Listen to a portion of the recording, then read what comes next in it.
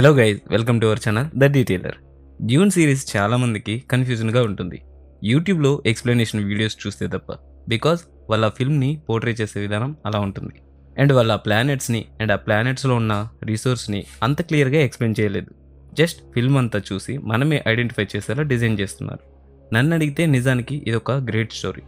Once ఈ concept అర్థమైతే next ఎన్ని ఫిల్మ్స్ వచ్చినా అర్థమైపోతాయి. అయితే డ్యూన్కి సంబంధించిన ఫుల్ కాన్సెప్ట్ నా ప్రీవియస్ వీడియోలో ఉంది, ఒకసారి అది చూడండి మీకు టైం ఉన్నప్పుడు.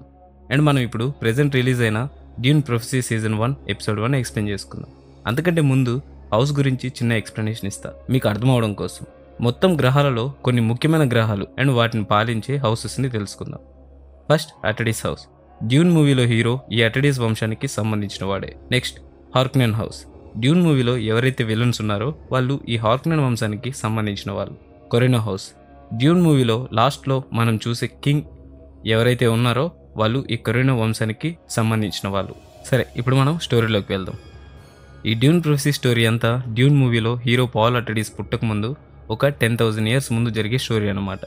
అయితే మనుషులు వాళ్ళ అవసరం కోసం సృష్టించుకున్న ఏఐ రోబోట్స్ మనుషుల మీద తిరగబడుతున్నప్పుడు ఆ బ్యాటిల్లో అన్ని హౌసెస్ వాళ్ళు కలిసి రోబోట్స్ని అంతం చేస్తారు. అలా యుద్ధం అయిపోయాక హార్కనెన్ హౌస్ కింగ్ ఆ రోబోట్స్ని పూర్తిగా బ్యాన్ చేస్తారు. అయితే అలా బ్యాన్ చేసినందుకు హార్కనెన్ హౌస్ వాళ్ళు పిరికి వాళ్ళు యుద్ధంలో ఏం సాధించలేదు, రోబోట్స్తో యుద్ధం చేసి విజయం సాధించింది మా అటడిస్ హౌస్ వాళ్ళే అని చరిత్రలో వాళ్ళకు వాళ్ళే ప్రచురించుకున్నారని, అండ్ అలా వాళ్ళు చెప్పిన అబద్ధపు చరిత్రకు మిగిలిన అన్ని హౌసెస్ వాళ్ళు కలిసి హార్కనెన్ ఫ్యామిలీని ఒక నిషేధమైన ప్లేస్కి తరలించారని, వాళ్ళు ఆ ప్లేస్లో ఎన్నో బాధలు అవమానాలు పొందారని వాలియా హార్కనెన్ మనకు ఈ స్టోరీ అంతా చెప్తూ ఉంటుంది. అయితే అటడిస్ హౌస్ వాళ్ళు రాసిన అబద్ధపు చరిత్రను ఎలా అయినా మార్చాలి అనే గట్టి పట్టుదల కలిగి ఉన్నట్టు చెప్తుంది. అయితే తన గత జీవితంని వదిలేసి అదే బ్యాటిల్లో పోరాడిన యోధురాలు రకేలా బెట్రోని అనిరుల్ స్థాపించిన సిస్టర్హుడ్ అనే ఒక సంస్థలో జాయిన్ అవుతుంది. ఈ సంస్థలో కేవలం స్త్రీలు మాత్రమే ఉంటారు. వీళ్ళందరూ కలిసి అబద్ధం చెప్పే వాళ్ళని కనిపెట్టే విధానం నేర్చుకుంటూ ఉంటారు. అండ్ ఇంపీరియంలో ఉన్న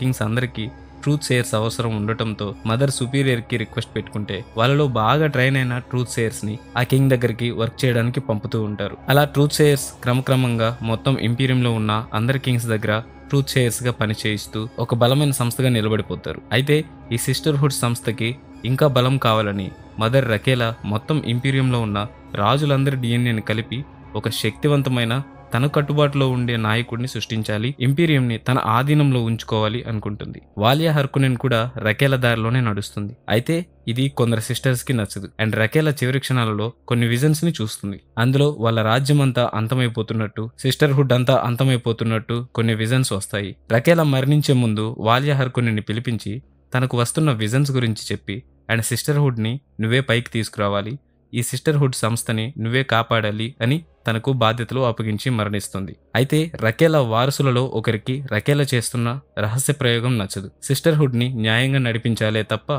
ఇంపీరియంని పాలించాలి అనే దురాశ ఉండకూడదు అనుకుంటుంది. రకేలా మరణించిన వెంటనే ఆ ప్రయోగాలన్నీ నాశనం చేయాలనుకుంటుంది. అంతలో దానికి వాలియా అడ్డుకొని తను కొత్తగా నేర్చుకున్న ఒక రకమైన మైండ్ కంట్రోల్ విద్యతో తనని కంట్రోల్లోకి తీసుకుని తనని తానే కత్తితో పొడుచుకునేలా చేస్తుంది. మనం డ్యూన్ మూవీలో కూడా ఈ పవర్ని చూడొచ్చు. హీరో పాల్ అటడిస్ అండ్ వాళ్ళ అమ్మ కూడా ఇలానే చేస్తారు ఫ్లైట్ సీన్లో. అండ్ ఇది జరిగిన 30 సంవత్సరాల తర్వాతకి సీన్ షిఫ్ట్ అవుతుంది. అండ్ ఈ జరిగిన 30 yearsలో వాలియా సిస్టర్హుడ్ని మరింత మెరుగుపరుస్తుంది. అండ్ ఇప్పుడు సిస్టర్హుడ్కి వాలియానే మదర్ సుపీరియర్. మొత్తం ఇంపీరియంని ప్రెజెంట్ పాలిస్తున్నది ఎంపరర్ కొరినో. అండ్ ఈ కింగ్కి 2 పిల్లలు, ఒక అమ్మాయి ఒక అబ్బాయి. అండ్ అయితే ఎంపరర్ కొరినో అరాకిస్ అనే గ్రహం మీద స్పైస్ అనే ఒక రేర్ అండ్ వాల్యుబుల్ మెటీరియల్ ని మైనింగ్ చేస్తూ ఉంటాడు. ఈ స్పైస్ అనేది మొత్తం ఇంపీరియం కి వాల్యుబుల్ అన్నమాట. దీన్ని వీళ్ళు స్పేస్ ట్రావెలింగ్ కి ఇంధనంగా యూజ్ చేస్తారు. అండ్ మనుషులు ఎక్కువ కాలం బ్రతకడానికి కూడా ఇది ఉపయోగపడుతుంది. అయితే మిగిలిన హౌసెస్ వాళ్ళు ఓవర్ పవర్ చేసి కొంచెం హౌస్ కొరినోని ఈ మైనింగ్ బాధ్యత నుండి తప్పిస్తూ ఉంటాయి.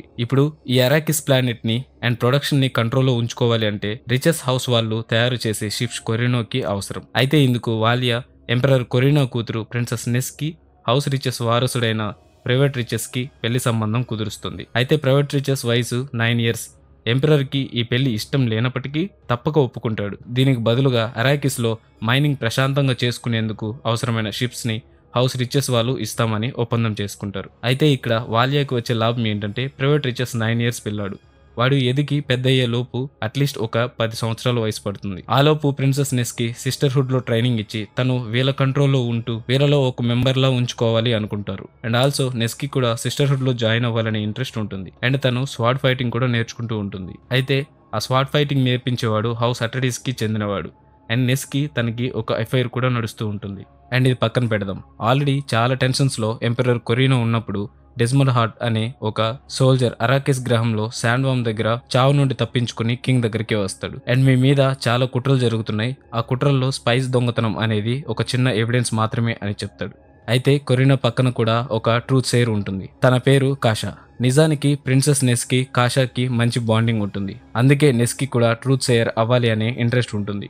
సో డెస్మండ్ హార్ట్ చెప్పిందంతా తన దృష్టిలో నిజమే చెప్తున్నాడు అని కాషా ఎంపరర్తో అంటుంది. అండ్ ఎంపరర్ దీన్ని అప్పుడు పట్టించుకోకపోయినా మ్యారేజ్ సెరమనీలో ప్రైవేట్ రిచెస్ దగ్గర ఎప్పుడో బ్యాన్ చేసిన ఒక చిన్న ఏఐ రోబోట్ ఉంటుంది. అది చూసి అందరూ భయపడిపోతారు. అక్కడ ఒక చిన్న గొడవ అవుతుంది. కానీ ఎంపరర్ ఆ గొడవని ఆపేసి ఇదంతా మర్చిపోండి అని అంటాడు. అండ్ నెక్స్ట్ ఎంపరర్ దాని గురించి ఆలోచించడం మొదలు పెడతాడు. అదే టైంలో అరాకిస్ నుండి బతికి బయటపడిన డెస్మండ్ హార్ట్ ఎంపరర్ దగ్గరికి వచ్చి తను ఆ గ్రహంలో ఉన్న శాండ్వామ్ కి ఎదిరినట్టు అండ్ అది మింగేసినట్టు అండ్ అక్కడి నుండి మళ్ళీ బయటపడినట్టు అండ్ కొన్ని పవర్స్ ని గెయిన్ చేసుకున్నట్టు ఒక దివ్య శక్తి తనను రక్షించింది అని ఎంపరర్ కి చెప్తాడు. అండ్ ఎంపరర్ కూడా ఈ పెళ్లి నచ్చలేదు, కానీ షిప్స్ కోసం ఒప్పుకోక తప్పలేదు అని అండ్ ఈ పెళ్లి అనే సమస్య నుండి నేను బయటపడగలిగితే నువ్వు చెప్పిన ఆ దివ్యశక్తిని నమ్ముతాను అని అంటాడు. అండ్ ఇంకో పక్కన కాషాకి ప్రిన్సెస్ నెస్ గురించి కొన్ని బ్యాడ్ విజన్స్ వస్తాయి. అవి ఎలా అయినా మదర్ సుపీరియర్ వాలియాకి చెప్పాలి అని వాలక్ 9కి వెళ్తుంది. తనకు వచ్చిన విజన్స్ అన్ని వాలియాకి చెప్తుంది, కానీ వాలియా అవేం పట్టించుకోదు. అండ్ అదే రోజు నైట్ డెస్మండ్ హార్ట్ పెళ్లి కొడుకు అయిన